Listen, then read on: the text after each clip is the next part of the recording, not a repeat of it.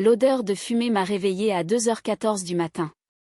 Au début, j'ai cru que le domaine avait pris feu. Puis j'ai entendu ma future belle-mère rire en bas dans le jardin. Quand j'ai couru vers l'arrière-cour pieds nus, j'ai vu ma robe de mariée brûler dans un brasero en métal pendant qu'elle se tenait là, un verre de vin rouge à la main. Mais ce qu'elle ne savait pas, c'est que j'avais déjà découvert son secret 3 jours plus tôt. Et au moment où elle réaliserait ce que j'avais fait de cette information, sa famille entière était sur le point de s'effondrer devant 180 invités. Je m'appelle Clara Moretti, et voici l'histoire de la façon dont ma belle-mère a tenté de gâcher mon mariage la veille de la cérémonie et a accidentellement fini par se détruire elle-même. J'ai rencontré Julien Beaumont quand j'avais 30 ans et que j'étais épuisée par les déceptions.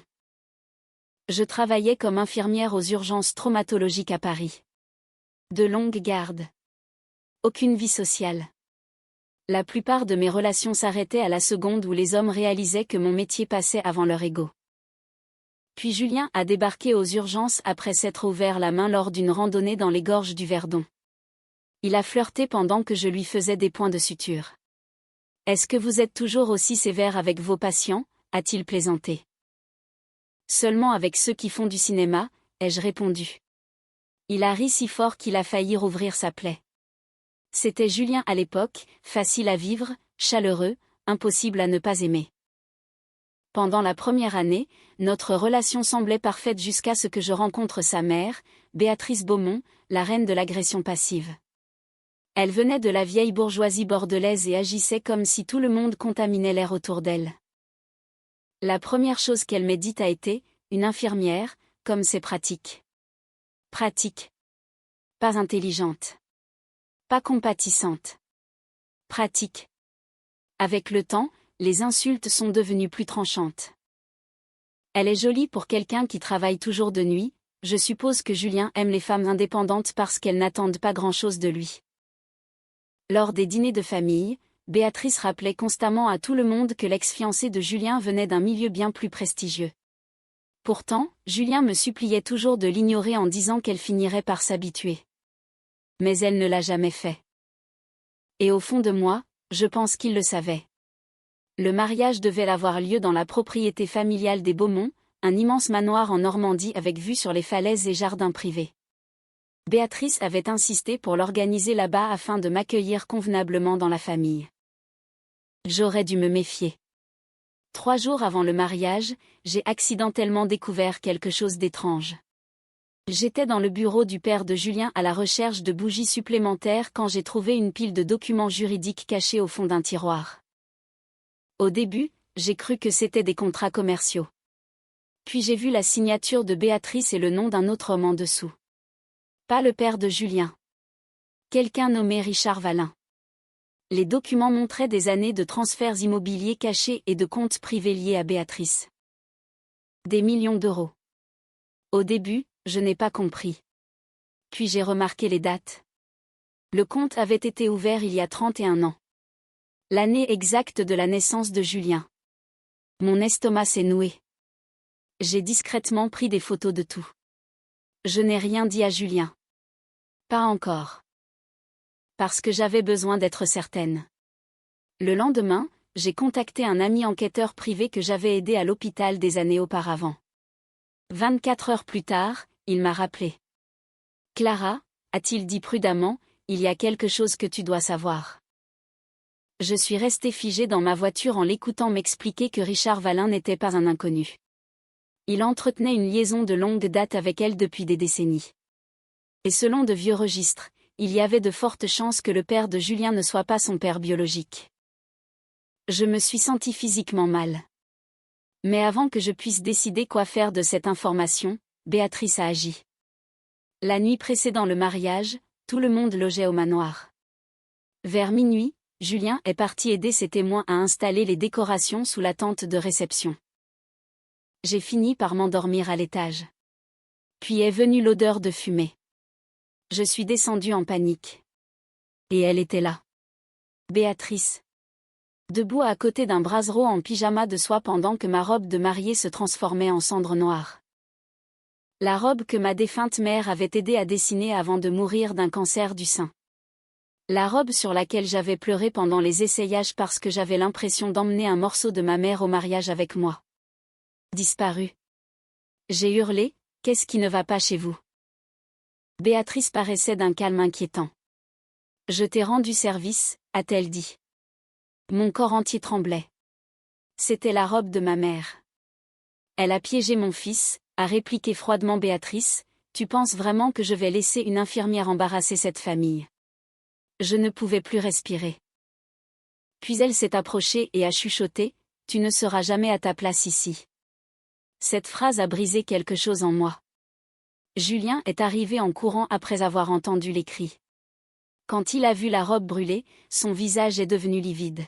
« Maman, qu'est-ce que tu as fait ?» Béatrice a instantanément changé de ton. C'était un accident, une bougie est tombée.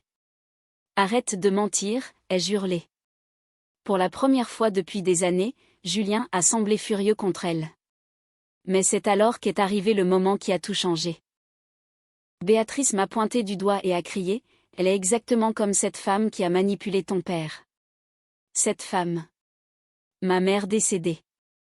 J'ai vu rouge. Un rouge absolu. Et soudain, j'ai réalisé quelque chose d'horrifiant. Ce n'était pas une question de classe sociale. Ce n'était pas une question d'argent. Béatrice était terrifiée. Terrifiée de perdre le contrôle. Terrifiée que ses secrets fassent surface. Et à ce moment-là, j'ai décidé que j'avais fini de la protéger. Le premier coup de théâtre a eu lieu à 8h le lendemain matin. J'ai annulé le mariage. Du moins publiquement. Toute la famille a explosé. Les invités étaient déjà arrivés. L'argent avait été dépensé. Les Beaumont paniquaient à l'idée de l'humiliation. Béatrice a souri en apprenant que le mariage était annulé. Elle pensait avoir gagné. Puis j'ai discrètement dit à Julien que la cérémonie avait toujours lieu. Il m'a regardé avec incompréhension. « Quoi ?» a-t-il demandé. « Juste pas celle que ta mère a prévue, ai-je répondu. Je lui ai montré les photographies trouvées dans le tiroir du bureau. Au début, il n'a pas compris. Puis j'ai expliqué l'enquête. La liaison. L'argent. La possibilité concernant son père biologique. Je n'oublierai jamais son visage. On aurait dit que quelqu'un avait arraché le sol sous ses pieds. Non, a-t-il chuchoté.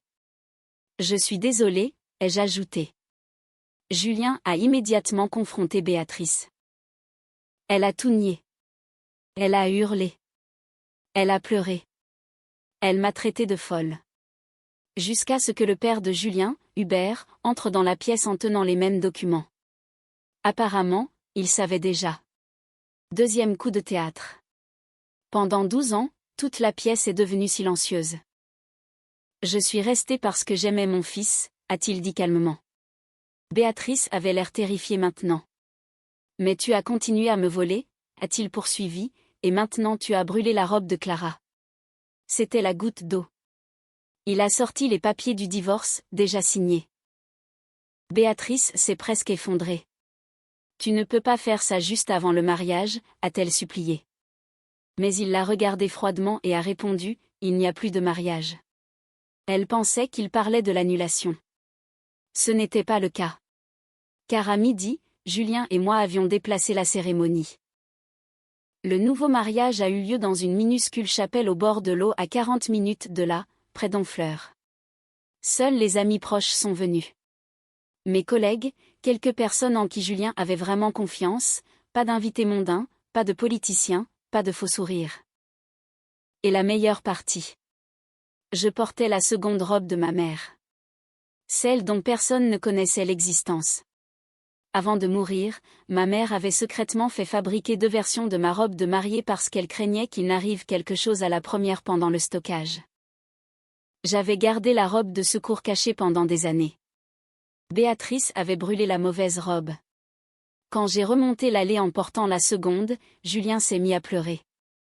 Moi aussi. Parce que pour la première fois, le mariage semblait réel. Pas de mise en scène, pas de faux-semblants, juste de l'amour. Mais le point culminant est survenu plus tard dans la soirée. Quelqu'un a fait fuiter le scandale, la liaison, la fraude financière, la robe de mariée brûlée. À la tombée de la nuit, les réseaux sociaux ont explosé. Le conseil d'administration de l'association caritative de Béatrice l'a démise de ses fonctions immédiatement. 3 adhésions à des clubs privés ont disparu en quelques jours.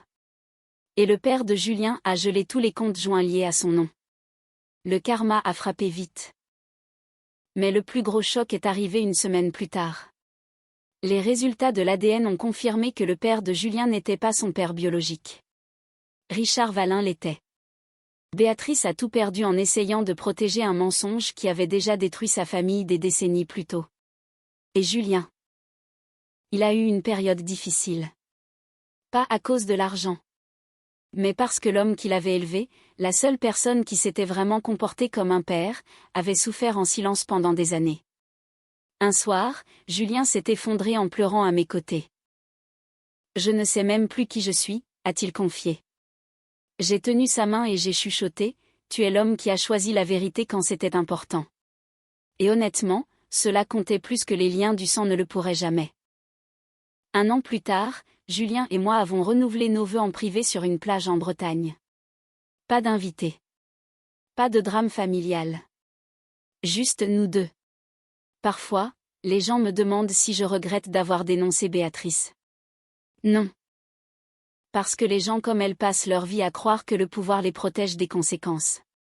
Mais finit par arriver un moment où la vérité prend feu elle aussi. Et contrairement à ma robe de mariée, la vérité ne brûle pas en silence.